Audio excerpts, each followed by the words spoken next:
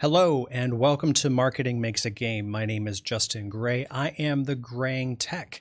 And today we're going to conclude our influencer series about the people and the online personalities that have influenced me and encouraged me to basically do this whole YouTube thing and potentially even make a game that I can get published.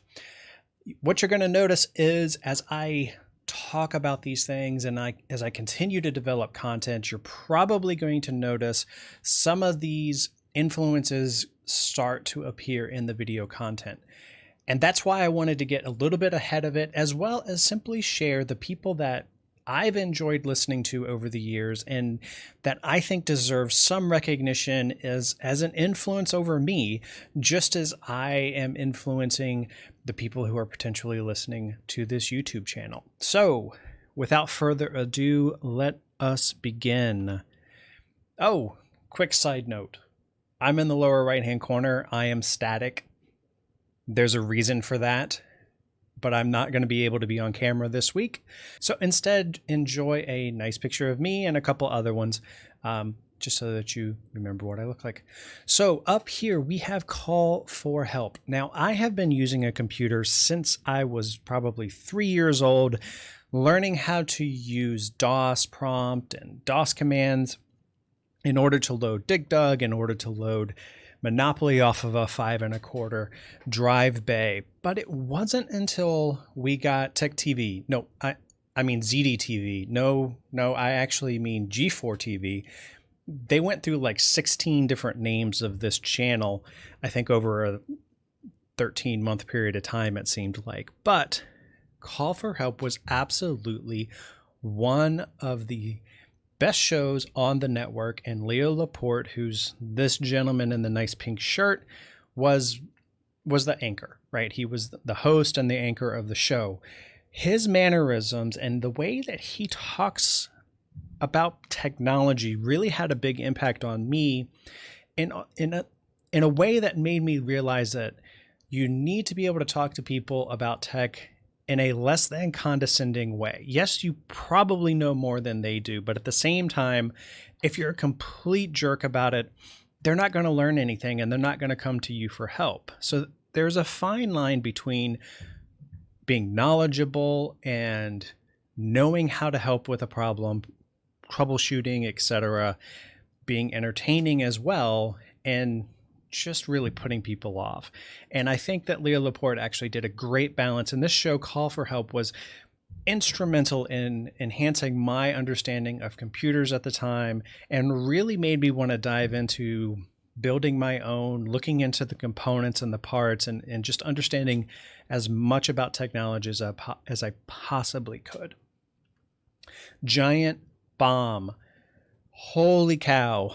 I have spent countless hours just listening and watching the videos on this site and the podcasts on this site.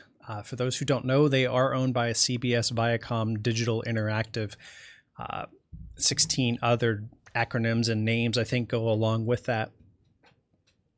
But this site has a long pedigree and a long history. And I wish I was there at the beginning, but actually I was not. Interestingly, I started watching their content about 2 months after one of the founders died, Ryan Davis. And I came on right when a couple of their main people were moving on, and the additional personalities that landed really seemed to spark another golden age for this website after Ryan Davis's passing and such. And I really enjoy their content. I am a big fan of Giant Bomb East. Vinny Caravella and I share a lot of the same tastes in games and a lot of the same hobbies, and we're kind of in the same age group as well. So I really look to Papa Vinny as somebody who has really influenced what I play and what I dive into. The Bombcast itself has transformed over the years, but I think that they always produce very good long form content, The online videos that they put up are still a staple to me. Whenever there's a quick look, whenever there is some long form series, I always watch, even if I'm not interested in it. I would have never watched a show about The Sims if it wasn't for 13 Deadly Sims. I had no interest in Metal Gear before Metal Gear Scanlan, and I actually played Metal Gear 5 because of that series. I saw the influence that that game had on numerous genres and numerous tropes in the video game world. And I finally understood it, but I didn't have to play through it myself. I got to watch people who pretty much act like they're your friend actually play these games. So it was really amazing just to sit and watch and listen to these guys play and talk about these games. So heavy influence absolutely from the Giant Bomb site. All right, watch What Culture and What Culture Gaming. This is where I started into my YouTube phase, if you will. I've always had a YouTube account. I've used it for how-to videos. I've tuned in for, a video here and there, but I never got into the serialized content until I found What Culture and What Culture Gaming. And it was all because I was bored on a business trip, sitting in my hotel room with nothing else to watch. Essentially, I finished off one of my series on Netflix, had 3 days left in the hotel, was playing a game, and I just wanted something that was on in the background that was going to be entertaining. And I happened to find this by the recommendation on YouTube and was hooked. I spent 4 hours the first night and probably 6 hours the second, just diving into all of their content. And every single thing on there was enjoyable and produced to such a level that it really surprised me what people were able to do on YouTube. And this had a tremendous impact on me simply by the fact that watching their production value, I kind of got it. I understood what people were seeing in this YouTube content, and it made me want to dive in and do even more, both with the YouTube community. I started recording some videos myself. It was mainly how-to stuff, but still recording some of the stuff there on a previous channel. And it really was a touchstone kind of in my life, was just happening upon this channel. So What Culture Gaming, I tune in when they have something really cool that's up that I want to check out. I don't watch all of their content like I did at one point in life, but I still really enjoy what these folks put out. And I don't think any PC influencer list could be complete without the top two guys on here, but I'm not going to start there first. I'm actually going to start at the bottom. So lately I've been getting into Moore's Law is Dead. Tom is a former writer for Forbes, has some good industry connections, and goes a little bit deeper into some of the hypotheses that kind of float around the internet when it comes to leaks and what's coming up in hardware and all of that kind of stuff. He has good content. He goes into depth. Whether or not he's accurate or not, for me, doesn't really matter. It's more the thought processes and the information that you can glean from that as he's trying to explain some of the things that he is thinking. Right-hand side here has nothing to do with PC tech. Lockpicking Lawyer showed me that no matter what you are producing on YouTube, if you make it interesting, people will gravitate towards it. He's a lawyer, I believe in the Washington, D.C. area. I'm formerly from that area myself. And he shows how to pick locks.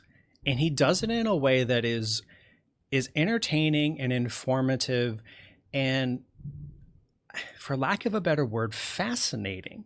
It really is amazing to see his puzzle solving skills and him talk through what he is trying to do. Huge series. I think he's over 1,000 posts by this point in time, but really cool content. And as a gamer, that puzzle aspect was just really something that was enjoyable and continued to enjoy his content. And I even got into lockpicking myself simply by watching that show, and I can do it. maybe on a future episode of Hodgepodge, I'll actually show you guys kind of how to pick some of these locks. But it's amazing to solve the puzzle, if you will, of picking a lock. Last two guys at the top, I mean, these, I could put Linus up here, but I don't watch Linus's stuff all that much. I watch Steve's stuff when I want to go in depth. That's Gamers Nexus. When I want to go in depth on a subject, I look at what Steve is putting out. His level of detail and his staff's level of detail is just amazing. They go into such nuances and such deep information about the components and the pieces that make up a computer that it's so fascinating. I can't think of another word to describe it. So extremely appreciative of the content that Steve puts out. When I need a deep dive, I know that he's going to have that information. On the other side, and that's not necessarily a dig, but on the other side is Jay's 2 cents. He's extremely entertaining. He's a bit of a goofball. He actually reminds me of several people that I have worked with. They have very similar personalities, but Jay has tempered, I think, his a little bit to make it more on the entertaining side of things, less abrasive, let's just say. And the content that he puts out, you can tell he cares. You can legitimately see that he cares about putting out a product that is entertaining for people, that is going to make people want to watch and subscribe, and really is a great influence, I think, for the people that are looking to get into YouTube and content streaming. If you can't give people a reason to tune in and a reason to actually subscribe, you're doing it wrong.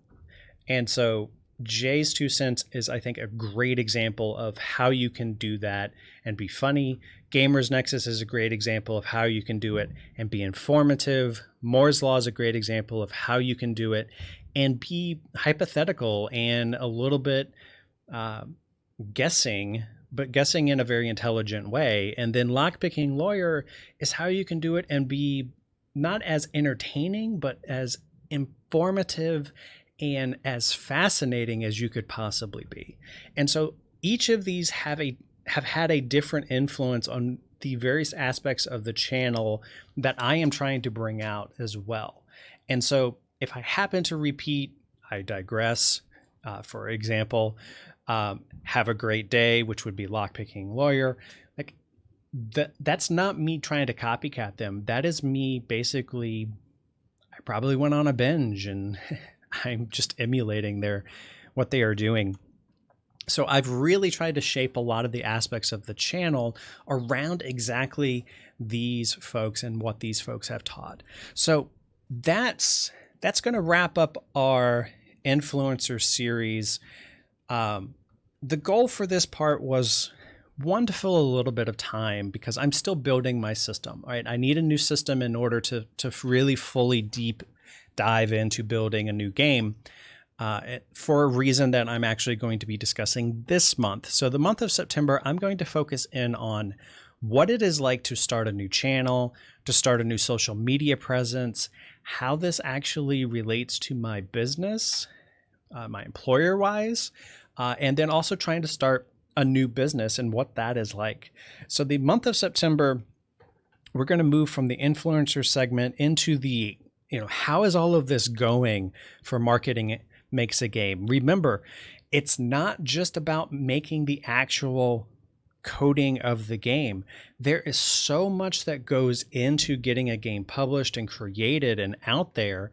And that's what I am trying to capture with this series. It's every little element that coalesces to actually get to the point of, hey, a game is actually out on Steam. So thank you very much for tuning in. Please share with somebody. I am trying to grow the channel. I have some really cool ideas for next year when we have a little bit more new technology rolled out, when we have some new things that I can look at. I have some great ideas for that point. But in order to justify it, I need at least some ad revenue and some ability to offset the losses that I'm going to take from that. And so sharing and hoping to actually build my community and my channel is absolutely one of my big goals for the remainder portion of this year. So if this is interesting, if you want to see what I'm going to be doing in the future around this, and you think somebody else might think it's interesting too, please share with them. You can follow me on Instagram or Twitter, of course, here on YouTube. Those are the 3 places I am most active. I am on Facebook. We have a Graying Tech Facebook page, and I'm on Reddit. I've been on Reddit for well over 7 years now. I do have a new Graying Gamer, sorry, not Graying Gamer. I do have a new The Graying Tech login there for Reddit. So if you happen to see me around the typical places, AMD, NVIDIA, PC Master Race, that sort of thing, feel free to say hi. Otherwise, thank you again, and you have a great day.